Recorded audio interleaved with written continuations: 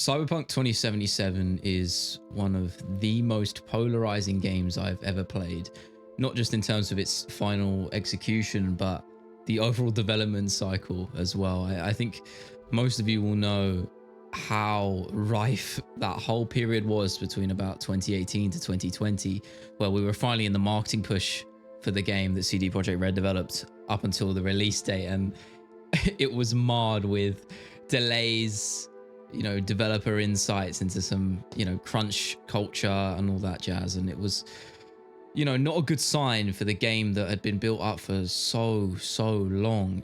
Think back to 2013 was the first time I'd heard of it. And at the time, just to show you how long ago this was, I was 11 at the time. And I remember seeing that teaser trailer, the really hyper stylized sort of trailer that showed this new world that CD Projekt Red were working on. And they hadn't even fully developed and released Witcher 3 at the time, so their reputation wasn't at that sort of revered elite status yet. But I think everyone knew the potential they had with that IP, obviously coming from the tabletop board game. And ever since then, as a kid, I was following it religiously, waiting for one sort of nugget of information that maybe we would get. And for a long time, it didn't come, right? We never got that until a few years later. Their Twitter account just tweeted the words beep and the whole internet went absolutely crazy. And, and obviously with the level of hype that was just boiling, even after one teaser trailer from years ago and a couple of tweets, everyone couldn't wait for a game that we'd never even seen. And in 2018, I believe it was, I'll correct that if that's not true, but we finally got that trailer I believe it was the Xbox showcase at E3. And they did that fake out thing where it looked like we weren't getting any news about more games. Everyone was waiting for Cyberpunk. And then finally all the lights went black and we got that trailer. And yeah, it was special. And even then, that was only a cinematic look. But then of course, a couple of months later, we got that 48-minute gameplay slice. And I think it just blew everyone away, myself included. And obviously, it was a bit of a snake oil situation. It wasn't really showing the full picture. It gave everyone this impression of a game that broke the boundaries of everything we knew possible, not just graphically, but gameplay wise. And from then on, the marketing push and just gradual hype train was, it was unprecedented for the time. I can't think of another game which had that push and weight of expectations, which of course would end up being the game's downfall. It was never going to be able to live up to the hype. Obviously, when you look at the release and how everything turned out initially, it wasn't good. That it was rife with bugs, which is what I'll get into in a bit. But it was never going to meet those expectations because the hype the consumers had set. And obviously that translated to an incredible number of sales. But I don't think anyone was ever going to be fully satisfied with the final product. But eventually we got something close to, I think, what everyone envisioned, right? You go back to the initial launch, it was a game. No one really knew what it was. It was almost trying to be a lot of different things. It had the sort of MMO elements of these stat blocks and armor ratings and all this stuff. But it was also trying to combine it with a story, a story-based adventure. And I don't really think they ever blended it together really well at the start. But I think under the hood, and I've always thought this, and it's why I'm talking about it today, because I always want to talk about games that I have a real proper connection to on a personal basis. And this is one of them, just because of what it did, particularly on a narrative front. It's a game that really created a cast of characters which I connected with, I don't think in a way I have done ever before. And it's one thing, if you can look back to The Witcher 3, I'm sure most of you have probably played that. It's a critically acclaimed masterpiece. Also one of my favorite games, and another one I will probably talk about on this channel. But one thing The Witcher 3 did really well was its overarching story was incredible. You played as Geralt, but you were part of a bigger picture, and the character moments were good. These individual characters, you had Ciri, Yennefer, all of them, and they were good. But I think something Cyberpunk did when CD Projekt Red started developing that was they really honed in on the intimate side of things. It was more about you playing as V and your journey with these characters who you meet and you become friends with and develop relationships with. And that was such a powerful thing. I don't think any other game has realized then or now. And I think part of the way, in my opinion, this was a genius move on the developer's part. And it was a creative decision that a lot of fans and players really didn't agree with, was the decision to keep it a first-person experience solely, not even give the players the option to switch camera angles outside of driving vehicles. And I remember when that was announced before the game came out, and naturally there was a lot of controversy around it because you can customize your character, do all of these things, but if you can't really see them, then what's the point? But I think it was always bigger than that. The decision to choose first person was one to really reinforce that idea of intimacy and these character moments. I think that is the bedrock of this game, and I'm sorry if I keep repeating myself about it, but it's what made the story and of course the characters and everything in between so compelling. Is with that first person view, you feel much more ingrained in V as a character, and also it just lends itself so much success with the whole city around you. Night City is one of the most visually stunning experiences I think anyone can go through in a game, and the first person view really makes you feel like you're being swallowed by this mega sort of metropolis, and yeah, it's pretty special. But there's something that Cyberpunk does so well in creating escape of sci-fi and merging it perfectly with a grounded sort of analog feel. You know, I look at something like Starfield as, in my opinion, poor and outdated and just overall pretty bad game.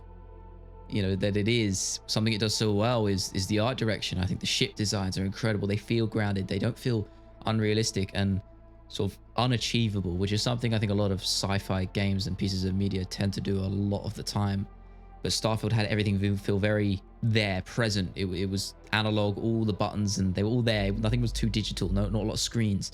And that's something Cyberpunk does very well too. It blends the sort of conventionalities of both sides together, and I absolutely loved it because of that. And, you know, there's so much to talk about in terms of the positives.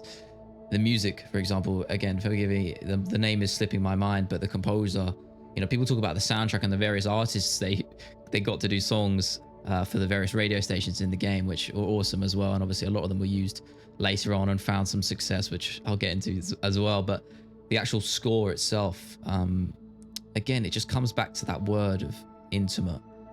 You know, there's a piece of music for every emotion and feeling that the game evokes, and it does it so well with quite a limited amount of tracks as well. It knows when to use the music and it doesn't overstay its welcome. I think that's something a lot of games don't do.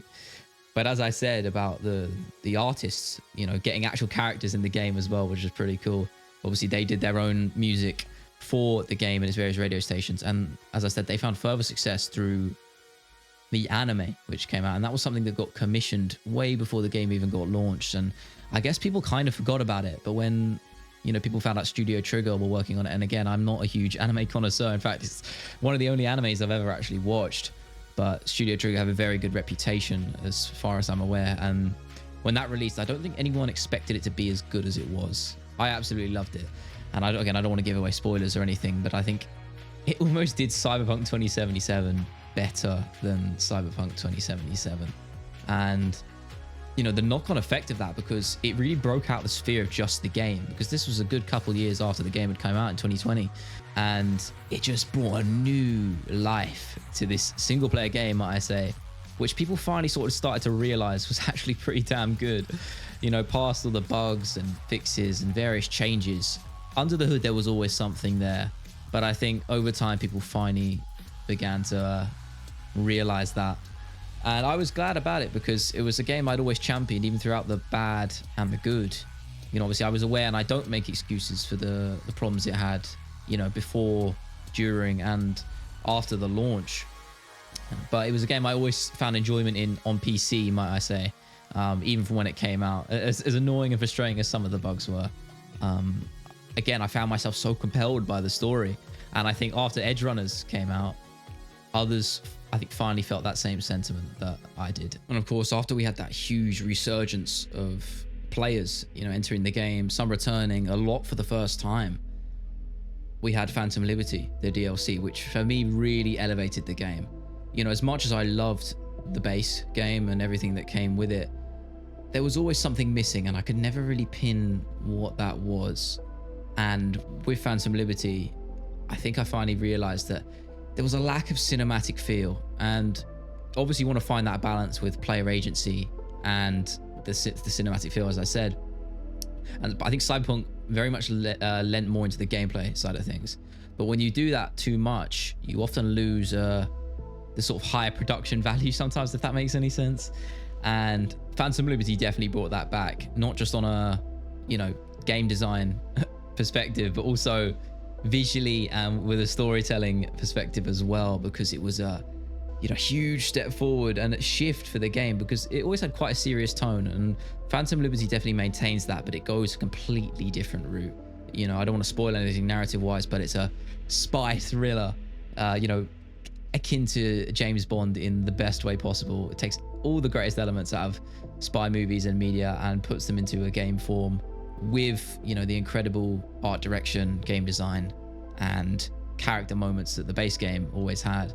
And as I said about the cinematic feel, it levels that up completely. Huge grand set pieces and missions which last a long time, and in a good way. They don't drag on. Everything feels like it's building to something.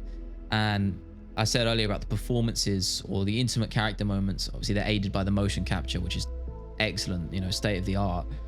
Phantom Liberty only adds to that, and Idris Elba has to be praised.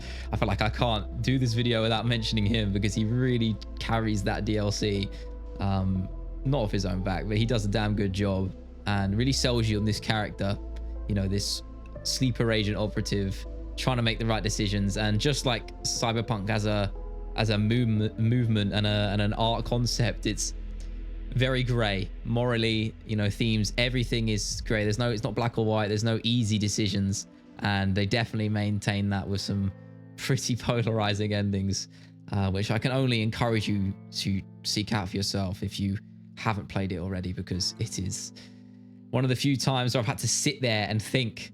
But a lot of the time, the game doesn't even give you the option to do that. It adds a timer to your decisions on the dialogue, and it just instills that sense of panic.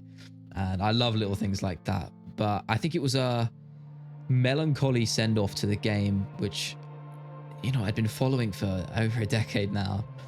And if I had to say anything, is that throughout it all, by the time I was done, the credits were rolling on the DLC after returning to the game, I was pretty satisfied with what I got.